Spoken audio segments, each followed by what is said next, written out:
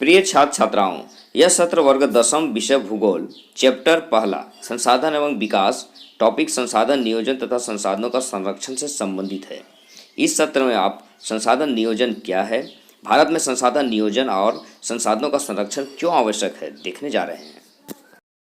सबसे पहले जानते हैं आज के इस सत्र का उद्देश्य। पहला उद्देश्य संसाधन नियोजन की आवश्यकता को समझना।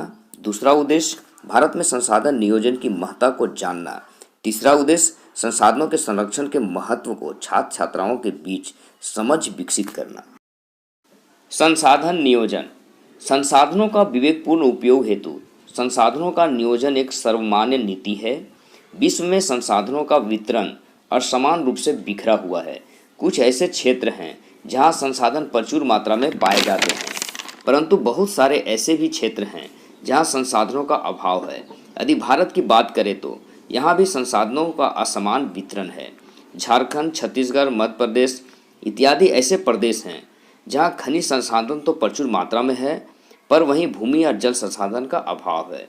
वहीं राजस्थान में जहाँ पवन और सौर ऊर्जा की प्रचुर मात्रा है, वहीं जल संसाधन और भूमि संसाधन का अभाव है। उत्तर प्रदेश, बिहार, पंजाब, हरियाणा जैसे राज्यों में जहाँ भूमि संसाधन का विस्तार है, तो वहीं खनिज संसाधनों की कमी है। इस प्रकार भारत सहित विश्व में संसाधनों का वितरण असमान है। अतः संसाधनों के बेहतर उपयोग के लिए संसाधन नियोजन आवश्यक है। संसाधन नियोजन को निम्न रूप से परिभाषित किया जा सकता है। संसाधनों के उपयोग या उपभोग के लिए संसाधनों का उचित प्रबंधन तथा उचित तकनीकी ज्ञान का प्रयोग करना ही संसाधन नियोजन है। भारत में संसाधन नियोजन क्षेत्रफल के दृष्टिकोण से भारत एक विशाल देश है। भारत में संसाधनों का वितरण असमान है। पठारी भूमि में जहां खनिज संसाधन पाए जाते हैं, तो वहीं जल संसाधनों का अभाव पाया जाता है। इसी प्रकार मैदानी क्षेत्रों में जहां भूमि संसाधन तथा जल संसाधन विद्यमान है, तो वहां खनिज संसाधनों का अभाव है। इस कारण भारत में संसाधन नियोजन आवश्यक है। संसाधन नियोजन एक जटिल प्रक्रिया है। इसे निम्न 3 प्रक्रिया के तहत अपनाया जाता है। प्रथम प्रक्रिया संसाधन नियोजन की पहली प्रक्रिया के तहत देश के सभी प्रदेशों में संसाधनों की पहचान कर उनकी तालिका बनाना। इसके लिए क्षेत्रीय सर्वेक्षण, मानचित्रण और संसाधनों का गुणात्मक एवं मात्रात्मक अनुमान लगाना है।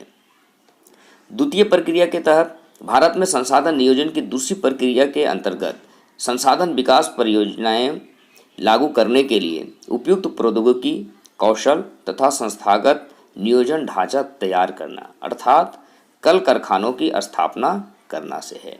तृतीय प्रक्रिया इस प्रक्रिया के अंतर्गत संसाधन विकास योजनाओं और राष्ट्रीय विकास योजनाओं के साथ समन्वय स्थापित करना है। इस प्रकार 3 प्रक्रियाओं के तहत संसाधन नियोजन का कार्य किया जाता है। भारत में संसाधन नियोजन की प्रक्रिया आज़ादी के बाद 1952 से प्रथम पंचवर्षीय योजनाओं के लागू होने के साथ शुरू हुई थी।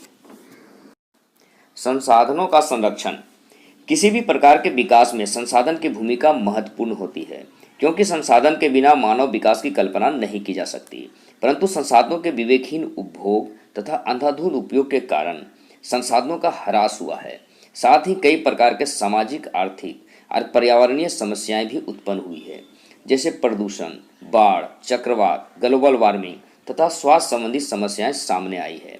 साथ ही भारत में संसाधनों का वितरण भी असमान रूप से है तथा खनिज संसाधनों की मात्रा भी सीमित है, जो एक न एक दिन समाप्त हो जाएगी। झारखंड, छत्तीसगढ़, मध्य प्रदेश, उड़ीसा, कर्नाटक जैसे राज्यों में जहां खनिज संसाधन पाए जाते हैं, तो वहां जल संसाधन का अभाव है। उत्तर के मैदानी इलाकों में जहां भूमि और जल संसाधन पर्याप्त मात्रा में मौजूद है, तो इन क्षेत्रों में खनिज संसाधनों का अभाव पाया जाता है। इस प्रकार देखें तो भारत के हर एक प्रांत में कुछ संसाधन है तो कुछ संसाधनों का अभाव है। आज़ादी के बाद गांधी जी जैसे कई नेताओं ने भी संसाधनों के संरक्षण पर जोर दिया था। अतः वर्तमान और भावी पीढ़ी के समुचित विकास के लिए संसाधनों का संरक्षण आवश्यक है। प्यारे बच्चों, इस विषय के चैप्टर 5 में खनिज तथा ऊर्जा संसाधन के अंतर्गत संसाधनों का संरक्षण किस प्रकार से हम कर सकते हैं, क्या उपाय आप कर सकते हैं, ये आप उसमें विस्तार से देखेंगे। इसके साथ ही आज का सत्र हम यहीं समाप्त करते हैं। होमवर्क आपको 2 प्रश्नों का हम दे रहे हैं, इसे सामाजिक विज्ञान कॉपी में बना लेना है।